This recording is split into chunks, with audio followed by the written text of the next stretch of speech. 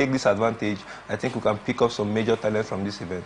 Well, officials of the Ministry of Sports and, of course, the different federations should follow up with the development at the ongoing university games, where Mulaya Bamidele is into the semi-final of the tennis event. In Unilag's male football team, that's the Marines, as they are called, rebounded with a hard-fought 2-1 victory over Uganda's Ukumba University. The defending champions of Nuga Games, University of Lagos Angels, suffered a heartbreaking 1-0 defeat in the first match, failing to beat the Guinea University side a few hours ago. Meanwhile, Unilag's male basketball team also endured a last-minute 67-66 defeat to the University of Lasanat Hospital, and this was in the basketball event, while Nile University as well beat their counterparts 56-47. The three of the FASU games continues today, and it promises to be thrilling. Like we say, the federations should at least keep an eye on this one to see where students from Nigerian universities are competing with their counterparts from the African continent here. Meanwhile, the Nigerian Fencing Federation has confirmed the donation of 5 aluminum fencing pits to the body by Absolute Fencing, a United States of America-based fencing equipment manufacturer. This is not a very popular sport here in Nigeria, but it's beginning to gain grounds. Yes, definitely. We know how fencing has been a very, very prominent sport when it comes to the athletes representing or in the Western world, but over here in the country, Nigeria, a lot of people don't really know much about fencing, but it's a very, very good let's say a good thing that we now are trying to get our ground in a sport like fencing, and we have people sponsoring the sport as well. You know, in every sport like this, you definitely need a major sponsor to help encourage and grow the sports, and Absolute Fencing have just done that by giving some sporting equipment that can aid fencing and promote the sports right here in Nigeria. Fencing beginning grounds here in Nigeria with a donation of equipment. We want to see that this will continue. Meanwhile, the world number 67 ranked fencer clinched a silver medal after a hard-fought 15-9 match win against Iceland's Andre Matev out there. We'd like to say congratulations to the athletes that are involved in this fencing, especially the Nigerians, because like we say, it's not common, but it is beginning to gain ground. Meanwhile, in a move to that highlights Nigeria's growing influence in global weightlifting, Dr. Abdul Ibrahim, the president of the Nigerian Weightlifting Federation, has been appointed as a member of the Innovation Commission of the International Weightlifting Federation. This is where it matters a lot.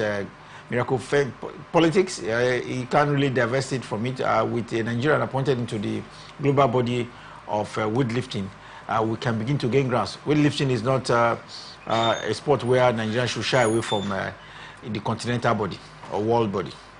Yeah, we've known how that Nigeria have, let's say, produced a lot of good weightlifters in the past, and even just in the previously or the just concluded Olympics, Paralympics as well. And we saw some good paralifters that went there and represented the country, bringing back as much as 4 medals. So I feel like yes, it's a good one that we have a prominent person in the weightlifting bodies that can be able to stand his ground also and make the country proud, as well as help in the growth of weightlifting over here in Nigeria. So I think it's a good one. Good one for Nigeria to be appointed to a newly set up Innovation Commission of Weightlifting. They, of course, are charged with ensuring that the new, ways of doing weightlifting are brought to the fore, and of course, the growth of weightlifting are charged with this. Let's hope that the Innovation Commission will do just what they are asked out there to do, and ensure that weightlifting continues to improve.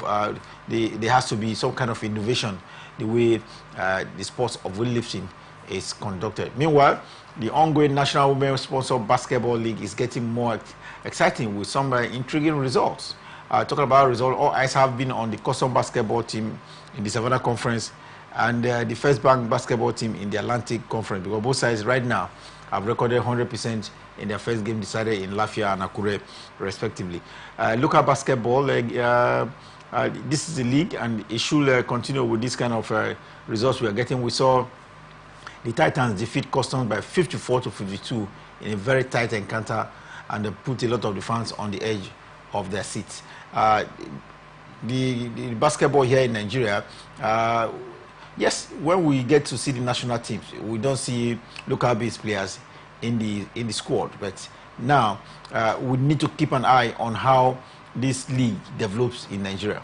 Yeah. You know that even over in the past, a lot of fans have been clamoring for our league to come back, our basketball women league, and I think this would be a very, very good one from the basketball body, bringing back our league, a sponsored league. I think both the Atlantic and the Savannah Conference will be having about 4 teams from each conference go down for the final showdown in Lagos, which I think to be a very, very good one. We've seen a very, very competitive league so far, with even teams that people have tipped to do more, even finding it difficult to grind that result, which means there's a lot of competition from other teams that have come out to showcase that yes, they can do something very, very well for themselves in this sport. So I feel like yes, it's a good one. I think home-based players also will have an advantage from a running league, and we can be able to pick 1 or 2 players from the home-based league here that can represent us in the national level. At the Savannah Conference, at the ongoing league, Women Basketball League, Air Warriors defeated Plateau Rock 79-59, just as the Royal Aces were 73-70 better than Nasarawa Masons in another tight match of match day 2. In the Atlantic Conference day 2, we saw First Bank maintaining winning run with a 47-41 win over former champions Dolphins, while the NFF side defeated Bayelsa Wales 39-36. That was really close. We saw IGP Queens defeat the first Deep Waters 54-39. Only yesterday, First Bank again defeated Delta Force 47-34 in one of the match day 3 games that were played. While the Mountain of Fire side were ruthless. Yes, ruthless because they defeated their opponent First Deep Waters by 74-34. Bayelsa Wales were better than Sunshine Angels by 37-31. Let's hope that we see more action continue today in Abuja and Enugu respectively, where action is taking place in its Atlantic and Savannah Conference of female basketball. We understand the second phase will end this weekend in Enugu and Abuja, with the best 4 teams, like Miracle mentioned, moving to the qualifying from the 2 conferences. We understand between October 13 and 19 there will be more action in female basketball. The top 4 teams from each of these conferences will converge in Lagos for what has been described as the final showdown amongst these female basketball teams. We remember Titans, Air Warriors, Royal Aces, who are very tough in the Savannah Conference, while at the Atlantic you will see First Bank, Dolphins, Mountain of Fire, and of course the Inspector General Police Queens, who will vie for top spots out there. Let's stay away from basketball. Quickly we'll go to boxing. Miracle, Daniel Dubois is open to rematch with Anthony Joshua barely 24 hours after they of course send Joshua to the canvas. This rematch, is it worth it? Yeah, for me, I wouldn't want Daniel Dubois to have a rematch with Anthony Joshua, because for me, I think it's all done and dusted for Anthony Joshua over there. Due to his win against Anthony Joshua, I think Daniel Dubois now has the right to call the shots and to determine who he faces next. And I feel like he'll be licking his lips and he'll be looking at making that rematch with Alexander Usyk. But he actually came out to say whosoever pays the money and pays the bigger money, or whosoever bring the bigger sum of amount to the table is whom he wants to face next. But I think Daniel Dubois, for me, I think he should be looking at a bigger fighter, which is Alexander Usyk at this point in time, who has the WBA, WBO, and the WBC championship belt. So I feel like Daniel Dubois should be looking for a rematch. Don't forget that previously he's faced Alexander Usyk in 2021, if I'm not mistaken, and he actually came out on the losing end, that one, losing in the 10th round to Alexander Usyk. So I feel like at this point in time, Daniel Dubois should be looking for a bigger fighter. He's had his chance with Anthony Joshua, he's taken his chance and he's gotten, he's defended his title. So I feel like he should be looking for a rematch with Alexander Usyk, not Anthony Joshua. If we were Anthony Joshua, will you want a rematch, given what happened from the 1st round to the 5th round a few days ago at the Wembley Stadium? Yeah, Anthony Joshua has come out short. He even actually came out to take the defeat in good faith. He showed the spirit of sportsmanship, saying that he faced a better fighter on the night. But it's not all done and dusted for him. That he still wants a rematch. He has come out to say that he came out short, but he's not done with the sport yet. Yeah, so he definitely needs another chance from his points. But for me, I think it's all done and dusted for Anthony Joshua. Even if he tries to face Daniel Dubois again, I still don't see him coming out victorious in that one, because Anthony Joshua, he's shown that in the recent years he's not been that Anthony Joshua we've known in the past. He's been quite, will I say, he's not been that good when facing prominent fighters like Alexander Usyk, who he lost back-to-back with, and now losing to Dubois again has actually hampered his career in a way. A lot of people have not been giving him a chance in recent times. So that Dubois matchup was a fight that he would have used to prove the people wrong, but unfortunately for him, he couldn't do that. So for me, I think Anthony Joshua should just take a break from the sports at this point in time. Boxing fans around the world right now are looking forward to the match between Tyson Fury and Alexander Usyk. That match comes up in December. Yes, December 21st. 21st. Do you think this rematch will see the light of the day before the much expected showdown between Usyk and Tyson Fury? Yeah, definitely. A lot of people have been tipping. A lot of people have come out to say that maybe Dubois should just hold his calm and just wait for the winner between Tyson Fury and Alexander Usyk. Then whosoever wins that matchup, then he should be going on or planning on facing that particular person. But I think maybe Dubois waiting from now till December should just be what he should do. Going into another bout with Anthony Joshua, I don't think he should do that at this point in time. He should enjoy his win. He should delay and maybe take his time and be prepared for his next matchup. You never can tell. Maybe if him going back to face Anthony Joshua, there might be a defeat, and maybe he might not enjoy his reign as the IBF World Champion. I think maybe he should just take his time and wait for whosoever wins that matchup between Usyk and Tyson Fury. Then maybe try to face that particular person, because it's a bigger opportunity and a bigger fighter, other than going back to face Anthony Joshua again. Well, the title is there, the money is it, but I'm sure if the money comes in more, Anthony Joshua might just take up the opportunity of coming in again against Dubois. Daniel Dubois definitely right now has the ace, he has the title, and has the right to say, yes, we can give you a fight or not. Away from boxing, let's go to tennis. And in tennis, former U.S. Open champion Marin Cilic become the lowest ranked player to win an ATP Tour title with an emotional victory over home favorite Zhang Xingyang. 7-6, 7-6 did end to leave the title in Zhang Open. The Grand Slams are come and gone, and right now tennis players are beginning to pick points with the ATP 250, 500 tournaments. This is good for Marin Cilic. He's not been having a good time, so to say. Yeah, Marin Cilic, we know that he's a former U.S. Open champion. He actually won that particular tournament in 2014, way back in 2014, when he was ranked world number 3. And then we've known that he's not been quite consistent in the recent years, and he's had a lot of injury worries, which requires surgery, and it has actually hampered his career so far. But him coming out into this tournament unseeded in 700 and something spot, I think 777 spots or way about that, and winning an ATP Tour, I think is a fantastic one for him. He has shown that he's still as experienced as a lot of people have tipped him to be. But unfortunately for him, injury has been something that that have actually hampered his career so far. He's had a lot of injury worries, but I think this is a fantastic one for him going to the next ATP Tours. It will be a morale booster. It will be as a will I say, it will give him that kind of determination that he can still maintain his form, or he can still go back to how he used to be.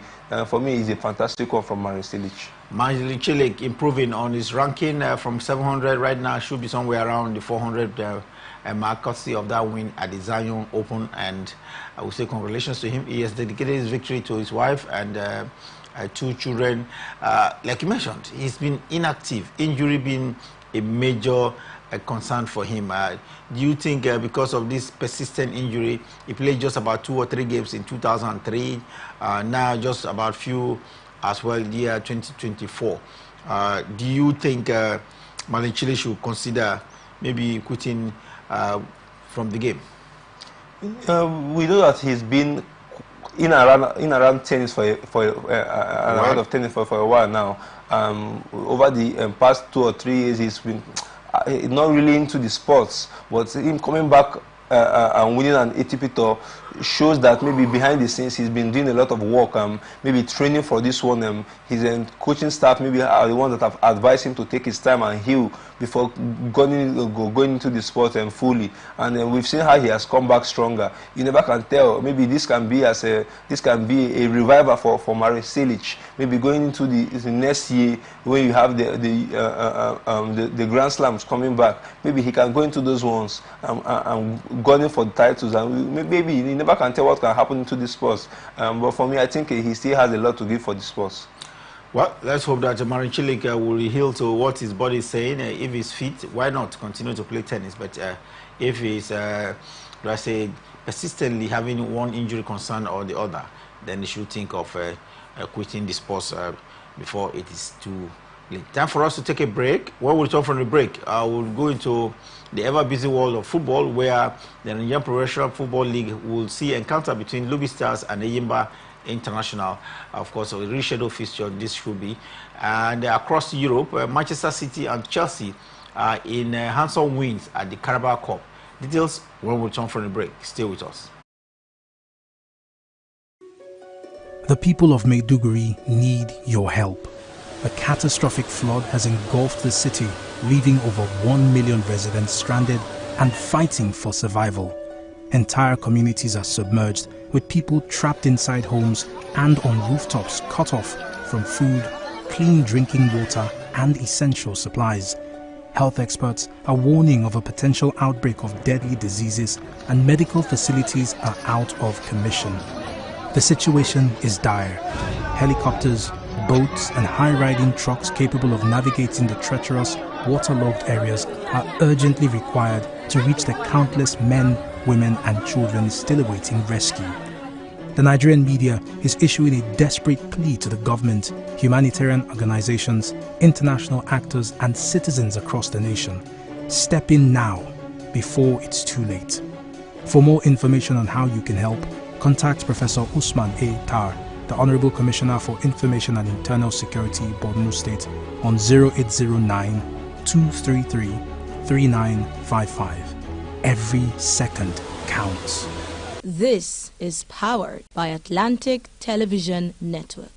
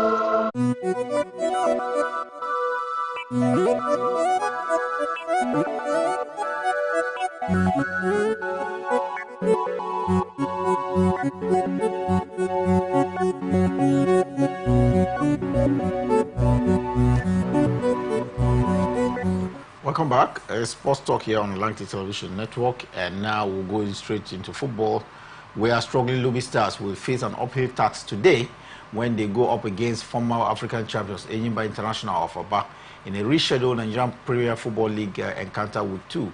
The clash of the former NPL champions were actually slated for 14th, but had to be postponed due to Eyimba's continental engagement. Miracle, we are seeing Lobby Stars not as strong as we will expect of them so far in the first few games of the season. But the Enyimba International as well, the only team left on the continent for Nigeria, out of 4, the only Enyimba is left on the continent. Can Enyimba, frighten Lobby Stars today? Definitely, yes. Enyimba has shown that they know how to play well both on the continent and in the league as well. I'm facing Lobby Stars and today after having a very, very outstanding performance in their continental fixture. Not so outstanding because they actually progressed through the penalty spots, but I think they don't really want to know how they progressed. But as far as they made it through to the group stage of the CAF Champions League, I think Enyimba, they'll be happy with themselves and they'll be ready to face on opponents in that particular one. But going back to the Lobby Stars game, I feel Enyimba, yes, I think they'll be a little bit match rusty because of the kind of long amount of minutes they've actually played in that particular CAF Champions League fixture. Lobby Stars have not really started the season well, having just picked up 2 points at home this season. I think 1 point, actually losing 1 and drawing 1. So I feel like Lobby Stars still have all it takes for them to compete against Enyimba, but I feel like this particular one will be a very, very difficult one to call between the two sides, knowing fully well of how difficult Enyimba have been. Have made Lobby Stars to look playing at home this in the previous season. So I feel like Lobby Stars might just be edging this one over Enyimba. What is it about the Lobby Stars? Only a few days ago, Rivers United got their away win from Makurdi there, beating Lobby Stars by 1-0. And a lot of people think that, yes, it's too early in the day, but Lobby Stars right now, like you mentioned, with 2 points from available 3 games, they are not in a very good position. If the league were to end today, Lobby Stars could be relegated. Yeah, we normally know Lobby Stars to be a very, very good starters of the league. Last season, they started the league very, very well. At some point, they were even competing for the league also with the likes of Remo Stars, Enyimba, as well as Rangers. But this season, they've started really, really poor. I think it will be from a tactical point of maybe the coaching staff need to work on the tactical way of how they play or approach or how they've been managing the game of late. Maybe a lot of players have not really come to the party this season, but I think this one against Enyimba will be a very, very tough one. It will be a way also to show the fans that yes, they might not be doing so well, but they are still ready to compete. If they can grind out a result against Enyimba, it will serve as a morale booster for them and their fans. Rescheduled fixture today across. We have Lobby Stars in Makurdi against Enyimba International. Enugu Rangers, the team that just exited the CAF Champions League, will welcome new boys, Ikorodu United, to the Nnamdi Azikiwe Stadium out there in Enugu. Rangers International disappointed a lot of people, crashing out from the CAF Champions League to a relatively unknown team in the continent. Do you see Rangers nicking 3 points in this one later today? It will be a very, very difficult one, but I think they will do themselves more harm than good if they are not able to rack out the 3 points against Ikorodu United. But let's not forget that this same Ikorodu team went away from home in their recent game and got a point. And we've seen a lot of away victories in the league already. A lot of teams, even this last weekend, no home team were able to have a particular win. A lot of teams went away from home and picked even at least a point. So I feel like this one will be very, very difficult, but I will still give Enugu Rangers the win against Ikorodu City. Ikorodu City, like you mentioned, they are new entrants in the league. Do you think, from what we've seen of them in the first few games of the league, they have what it takes to compete, in the Premier League here in Nigeria? Yes, we know that they are new boys in the league, but let's not forget that for them to get that promotion, that's when they actually did really, really well in the NLO and last season. And for them to be competing like this, also, I think they've gotten a point away from home. It shows that they really want to compete. But let's not forget, the league is just starting, and there are a lot of games still yet to play. And we know that when the leagues get to the middle points where teams start traveling, going away to play, it becomes difficult. I don't see them maintaining the same amount of form. Well, let's stay away from the local scene now and go across to the continent, where Libya, where we'll play the Super Eagles of Nigeria in the next few weeks at the Godswill Akpabio Stadium in AFCON qualifying fixture. But right now, we understand information reaching us from Libya has it that they now have a new head coach. Nasser Adiri has now been appointed as the national team coach. He was an assistant before. He now succeeds Serbian tactician Milutini Serojevic, who was dismissed following a round of poor results in the qualifiers earlier this month. Libya preparing for the Super Eagles of Nigeria. Yeah, they really need to do all they can for them to be able to get at least 3 points from the home and away fixture against the Super Eagles of Nigeria, because we've known that they've not really started the qualifiers as well as the World Cup qualifiers as well really well. They've been not really good. I think they've lost about 2 games already in the qualifiers, which is not a really good one for them if they actually want to represent the African Cup of Nations. From hiring a new manager or using your assistant or giving him the permanent job or for interim basis, I think is a good one. But again, the Super Eagles of Nigeria, it will be a very difficult one for them. While Libya preparing for the Super Eagles of Nigeria with the appointment of a new head coach, dismissing their foreign tactician Serojevic, we hope that the man will come to go to the private stadium with you and of course get his real baptism of fire from the Super Eagles of Nigeria. Talking about the Super Eagles, they are still coachless in a permanent capacity. They still have Austin Eguavon as interim coach, who is combining his role as technical director of the Nigeria Football Federation. Do you think the Nigeria Football Federation should act the same way we've seen of the Libyan Federation? Yeah, I wouldn't say they should take a permanent decision at this point in time, because we still have a lot of games to play, especially at the World Cup qualifiers. We know that Coach Austin Eguavon has started really well, taking 4 points out of his first 2 games on interim basis. A lot of people have been calling for a permanent job to be given to him, but I feel like we should take our time and make a good decision. We shouldn't just rush and making a decision right now, because a lot of things can still change in a couple of months to come. So I feel like Coach Austin Eguavon, he has done really well, making us getting those 4 points out of a possible 6 is a good one. But the World Cup qualifiers is what a lot of people have been looking at, because we've not started really well. From a possible 9 points, we've gotten about only 2 points, I think, from a possible 9, winning 1 and drawing 2. So I think Coach Augustine Eguavon should still remain as the interim boss, but on him getting his job on a full basis, on a permanent basis, I think the NFF still has a lot to do in deciding if he really is the man for the job. If you ask me, there should be a decisive action from the Football Federation. We've seen of other federations where if you have to fire, then you replace, and then tinker, then later maybe you regret your actions. Well, let's now go across to Europe, where the Carabao Cup was in action last night in England. Christopher Nkunku was a hat-tricker for Chelsea as they beat fourth division side Barrow by 5-0 to reach the last round. That's the round of 16 of the League Cup in England. Nkunku, of recent, we've seen Chelsea, put in as many goals as possible in an encounter. The attack seemed to be happy. You may want to say it has to do with the level of opposition.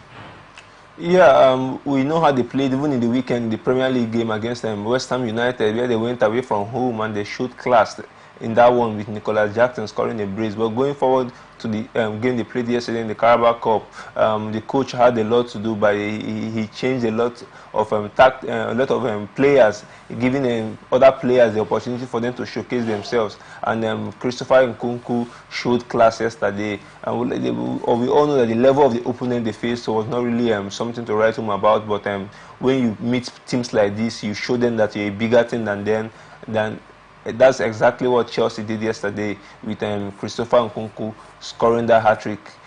Chelsea still remain a team that still has a lot of work to do behind the scenes. But for now, I think Enzo Maresca is doing a lot to show and to make the hierarchy of the Chelsea board really proud of him getting that job. I think he has done all it takes to show, yes, that there's a lot of growth in the team at this point in time. And going forward, I still see Chelsea to do well in the recent games. Nkunku now with 6 goals in 7 appearances for his side, and we just hope that he can continue to score more goals. Christopher Nkunku scoring 3 last night against a 4th division side Let's see the other Carabao Cup results. We have Manchester City. They too qualified for the next round of the League Cup by beating Watford by 2-1. Manchester City, aftermath of that 2-2 draw against Arsenal, seem to have rested some players. Yeah, we all know that they've been hit with a very, very huge injury blow with the likes of Rodri. He'll be missing. We hear that he'll be missing the rest of the season due to an internal ligament injury on his left knee, which is a very, very, very difficult one for Pep Guardiola and his men. Let's not forget also that Kevin De Bruyne has been hit with another injury, and so a squad rotation was actually needed yesterday, which Pep Guardiola, he actually did that, giving the likes of Matthias Nunes a chance for him to play in that midfield role. The likes of Jeremy Doku were also given chances. So I feel like, yes, yesterday there was a lot of squad rotation, but Manchester City still came out stronger to have that 2-1 win over their counterpart, Watford. Injuries are part of the game, and so when you do occur, then you have to rotate your squad. That's the reason why sometimes squads are not less than 25 or even 30 for a season. Meanwhile, the Carabao Cup continues today. Bolton is up against Arsenal. Arsenal too have their own injury worries. Martin Odegaard, captain of the side, we understand will be out for a number of weeks. That has to do with ankle injury which he picked up while on international duty. And there's yet another injury concern for Arsenal. Alexander Zinchenko too, we understand will be out for some time. And so it is not only Manchester City. What happens in City, Etihad happens at the Emirates Stadium as well. Carabao Cup fixture between Arsenal and Bolton later today. Yeah, Arsenal, they'll be looking forward to do the same as they did in the weekend by having a fantastic display over Manchester City. Bolton is a team that I don't think at this point in time can rub shoulder to shoulder with Arsenal Football Club, because we know the level of performance that Arsenal have been displaying of late. So I'll still tip Arsenal to get this one over the Bolton side. Arsenal up against Bolton, and it promises to be thrilling. Bolton used to be a club side where we saw our own Austin Jeje Okocha at the stage captaining the team, but now they are out of the Premier League and they dropped down. Let's hope that they can show stuff they used to be made of. But Bolton is a club side most Nigerians had followed because of Austin Jeje Okocha. Yes, definitely. Back then, Austin Jeje Okocha used to be the poster boy of this Bolton side. He led them very, very well, doing a lot of dribbles and displaying those midfield places, which actually made him to have a very, very good relationship with the club and the fans as well. I think his coach at that time was Big Sam. Sam Allardyce. Yeah, Sam Allardyce. He did really, really well with Austin Jeje Okocha, making him a very, very prominent player for that Bolton side, and he even captained the team. So yes, Bolton, the team that everybody can reckon with back in the days, played back over there in the Premier League. But these days, we now see them playing their trade, I think, in the League One, not even in the Championship. And they've really, really gone down the pedal in the recent years. But hopefully, they can display or have a very, very fantastic display against the Arsenal team today. Arsenal versus Bolton. Let's now go across to Spain, and there was some action in Spain last night in the La Liga. We saw Real Madrid up against Deportivo Alaves, and wow, 3-0 at the stage, but just before the encounter came to an end, it turned out to 3-2. Very frenzy end. Real Madrid could have lost or even drawn this fixture last night. Yeah, I don't really know the issues with Madrid at this point in time. Of late, they've been grinding out results, but when it comes to defensively, they've not been quite good because they've been shipping in the goals as well. In the weekend, they actually had They considered a goal in 2 minutes? Yeah, which is very, very, very... Sorry, 2 goals in a minute? 2 goals in a minute. Very, very, very bad for a team like Madrid. Conceding 2 goals in a minute, which is actually a very, very huge shocker with the likes of Antonio Rudiger in that defense. I don't understand why Madrid will be conceding such goals, amount of goals. I think Carlo Ancelotti needs to work on the defense, and also for his midfield pairing as well. We all know that Camavinga has been out for a while, and we know how Camavinga help in shading and blocking that defense. He also rotates as well sometimes, playing in the left back defensive roles. So let's see what Carlo Ancelotti can do in the recent games to come, if he can work on his defense and make sure they stop shipping in those goals that they've been doing of late. Kylian Mbappe, is he back to goal scoring ways? I wouldn't say he's back, but he's a good one that in his last 4 games he's been able to ship in at least a goal each in those games. And we all know when strikers and players like this starts firing, it's very, very difficult for them to stop. He's in his best of form right now, but currently I think he can still improve, and a lot of people have tipped in to excel in Madrid, and definitely I still see him doing the same. If he keeps on scoring like this, it will be very, very difficult for him to stop. He seems to have struck a relationship with a partnership with Rodri. Yes, and Rodrigo and Kylian Mbappe, as well as Vinicius Junior, they've been quite getting that partnership. But Rodrigo and Mbappe have been doing very, very. They've been getting along so well in that attacking aspect of Real Madrid and playing style, and it's been quite good. So if they continue like this, I think they can get that good partnership that Rodrigo and Vinicius has as well. So it's a good one for Kylian Mbappe. Good one for Kylian Mbappe to begin to score goals for his side. Last night as well, we saw Sevilla beat Real Valladolid by 2-0. Sevilla, Osasuna went to Valencia and pulled out a goalless draw, and that looks like a very good result for them. Meanwhile, the other side in Spain, Barcelona is having a lot of injury worry. We understand their goalkeeper will be out for a long time. Tegen will be out for a long time, and they are now looking at the direction of former Arsenal goalkeeper Wojciech Szczesny in the Italian league to replace Tegen in goal for FC Barcelona. Yeah, it was a very, very, very, very disappointing, let's say disappointing news coming out from the Barcelona camp that Ter Stegen will be out for a while. I think 7 to 8 months with a very, very bad and serious injury that needs surgery. So I feel like we wish him a very, very good recovery, coming back stronger. I think Wojciech Szczesny is a very, very good let's say experienced goalkeeper, playing his trade over there in Italy with Juventus for a while now. And let's not forget he also portrayed a very, very fantastic display for his country in major tournaments, playing for Poland as well. So I feel like he's a very, very good goalkeeper. He can serve as a replacement for Ter Stegen for the meanwhile. Meanwhile, while Barcelona keeps searching for a replacement goalkeeper in the course of the weeks ahead, we'll follow them up. But tonight they have Getafe to contend with at their stadium in Barcelona. But Getafe, so far Barcelona has not dropped points in the league. Yeah, they've been quite fantastic. They've been quite fantastic under the reign of Hansi Flick, and they've been playing a very, very fantastic style of play, and they've been scoring a lot of goals as well. I think the front line of Yamin Lamau, Robert Lewandowski, as well as Rafinha, they've had at least 8 goal contributions each. So, which is a very, very good one. When you have strikers and attacking-minded players like this and actually score and then provide assists for each other, it makes your style of play and your football fluent. And you know that the goals win you games. And then when your team starts scoring like this, it's very, very difficult for them to stop. And Hansi Flick, he has done a lot since his arrival at Camp Nou. I still tip them to win this one over the Getafe team. Talking about a coach that have done a lot in the fixture we saw last night, and of course the biggest news in the football making the rounds is that coach Cesc Fabregas, who coaches Como FC in Italy, was able to take out Atalanta. I remember Atalanta beat them by 3-2 in his very first match as a Serie A coach. Como, a very small team in England, but promoted recently, now has taken out Atalanta, that been known to be European champions. Yeah, we know that Cesc Fabregas is the coach of Como. He's doing a lot behind the